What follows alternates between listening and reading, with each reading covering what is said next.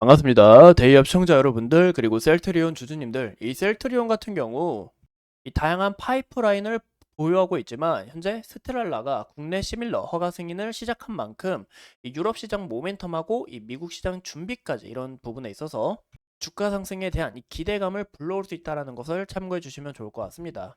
이 셀트리온의 바이오시밀러 기업으로서 이제 간략하게 앞으로의 계획에 대해서 설명을 드리고, 현재 셀트리온이 이 스텔랄라를 현재 어떻게 진행하고 있는지, 그리고 이 시장 규모는 어떻게 됐는지 오늘 간략하게 한번 알아보는 시간이 되도록 하겠습니다. 오늘 영상도 중요한 만큼 끝까지 시청해 주시고 좋아요와 구독으로 큰 힘 주시면 감사합니다. 현재 이 바이오시밀러에 대해서 제가 간략하게 설명을 드리면, 이제 기존 투자자님들은 이런 부분을 다 잘 아실 거라 생각하지만 이 최근에 셀트리온에 대해서 관심도가 또 많아졌고, 그래서 이제 모르실 수 있는 분들을 위해서 제가 간략하게 이야기를 드릴게요. 이제 동등 생물 의약품 특허가 만료된 이 바이오 의약품에 대한 이제 복제약인데요. 기존 바이오 의약품하고는 비슷하지만 같지는 않다라고 보시면 좋을 것 같습니다. 그러니까 정말 이제 좀 재밌게 예시를 들어서 이제 코카콜라, 펩시, 뭐 맥콜 등 이렇게 다양한 부분이 있잖아요. 이 제품들이 이제 뭔가 그런 콜라라는 제품은 좀 비슷하지만 뭔가 이제 맛이나 이런 성분이나 다른 것을 우리가 알 수 있죠. 기존 원조가 딱 가운데 있고 여기에 대해서 이제 파생된 제품이다라고 보시면 좋을 것 같아요. 일반적으로 이제 제약회사가 새로운 의약품을 개발을 하면 이 개발 과정에 투자하는 시간과 이 비용을 보호하기 위해서 이 특허권을 줍니다. 그래서 그래서 이 특허권이 만료가 될 때 이제 복제된 약을 개발할 수 있는데요. 이 복제된 약을 또 제네릭이라고 또 불리고 있어요. 현재 이 셀트리온은 보유하고 있는 이 포트폴리오를 더욱 확장시켜서 2025년까지는 6개 제품에서 11개로 더 확장을 하고, 2030년까지는 총 22개의 제품을 확보해서 연매출 12조 달성을 현재 준비 중에 있습니다.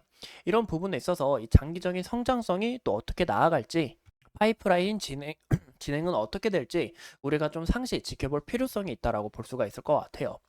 현재 스텔랄라에 대해서 제가 좀 이야기를 드리고 싶은데요. 이 스텔랄라는 얀센이 개발한 이제 오리지널 의약품입니다. 이제 판상형 건성, 그리고 건성성 관절염, 크론병, 대한성 자명 등 이제 자가 면역 질환 치료제로 불리는데요. 현재 이 스텔랄라가 바이오시밀러 특허 합의가 대부분 2025년 초로 결정됨에 따라 현재 도래 시점을 2025년으로 좀 오해하시는 분들이 있더라고요. 근데 얀센과 특허 합의가 이제 미국 출시에 대한 이 합의이기 때문에 유럽은 이 FC 특허가 만료되는 시점에 있어서 출시가 가능합니다. 그래서 올해 7월 20일부터 출시가 가능하다라고 볼 수가 있어요.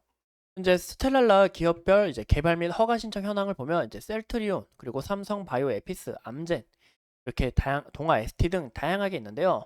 이 셀트리온의 허가 신청을 보면 이 다른 기업들보다 더 빠른 허가 신청을 냈고, 그리고 이후 허가 신청까지 다 완료한 모습을 우리가 확인해 볼 수가 있습니다. 현재 스텔렐라에 대해서 제가 이 시장 규모를 또 간략하게 설명을 드리면, 이제 외신 기사를 제가 한 번 더 읽어서 간략하게 설명을 드릴게요.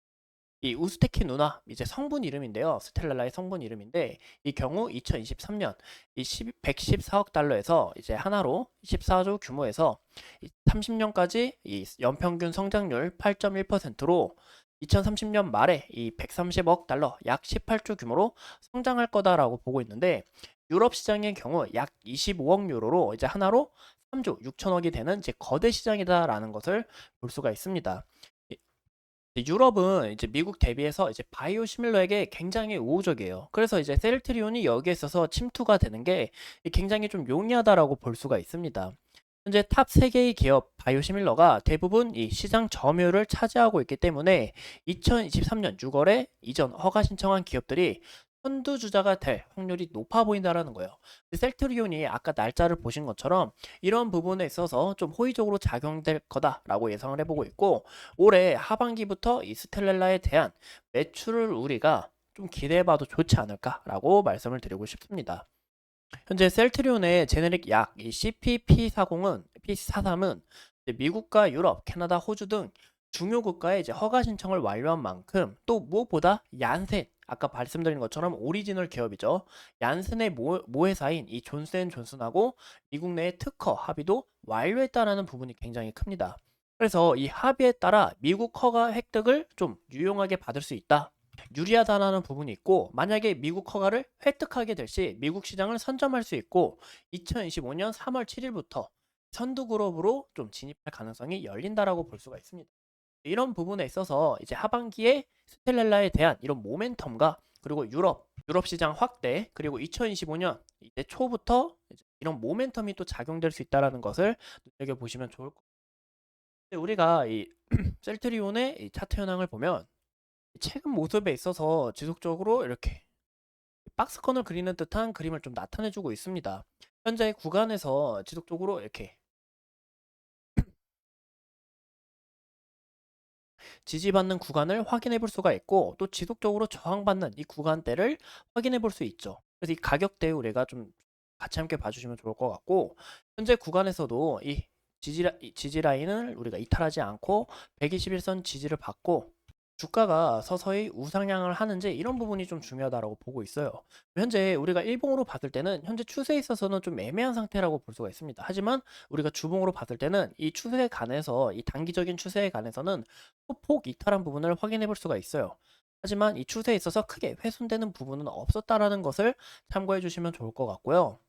현재 주봉으로 봤을 때도 아까 일봉으로 봤을 때와의 지지 라인을 우리가 확인해 볼 수가 있고, 또 지속적으로 저항받는 이 구간대까지 비슷하다는 것을 우리가 확인해 볼 수가 있습니다. 현재 여기 보이시면 이제 여기 검은색 선이 이제 장기 평선 241선인데, 241선 안폭으로 주가가 서서히 형성이 되다가 다시 돌파를 해주면서 이 240선 위로 안착하는 그림이 좀 나와줘야 앞으로 이 장기적인 우상향을 우리가 좀 기대해 볼 수 있지 않을까 싶어요. 근데 현재 구간에서 이 평선들 서서히 수렴하고 있는 것을 우리가 확인해 볼 수가 있고, 다시 한번 더 정배열 패턴으로 돌리면서 이 추세가 상승 추세로 전환하게 될 시 좀 큰 힘을 받지 않을까라고 예상을 해보고 있습니다. 그래서 무엇보다 아까 주봉으로 봤을 때 것처럼 이 부분을 이탈하지 않는 가정이 굉장히 중요해 보이고, 만약에 이 121선과 이 부분을 이탈하게 될 시 이 밑에 이제 이 평선, 장기 평선인 241선과 482선이 수렴한 상태인 부분을 우리가 확인해 볼 수가 있습니다. 그리고 과거의 매물대를 봤을 때 상당히 얇다는 것을 우리가 확인해 볼 수가 있어요. 이 구간까지 좀 밀릴 가능성도 없지 않아 있다는 것을 참고해 주시면 좋을 것 같아요. 이런 부분을 이탈하게 될 시 우리가 리스크 관리에 있어서 좀 중요하다라고 볼 수가 있을 것 같아요. 이상 이 셀트리온에 대해서 간략하게 알아봤고, 앞으로 추가적인 이슈가 어떤 부분에 있는지 여러분들과 함께 찾아보면서 이 셀트리온 제가 더 열심히 파헤쳐보고 공부하도록 하겠습니다.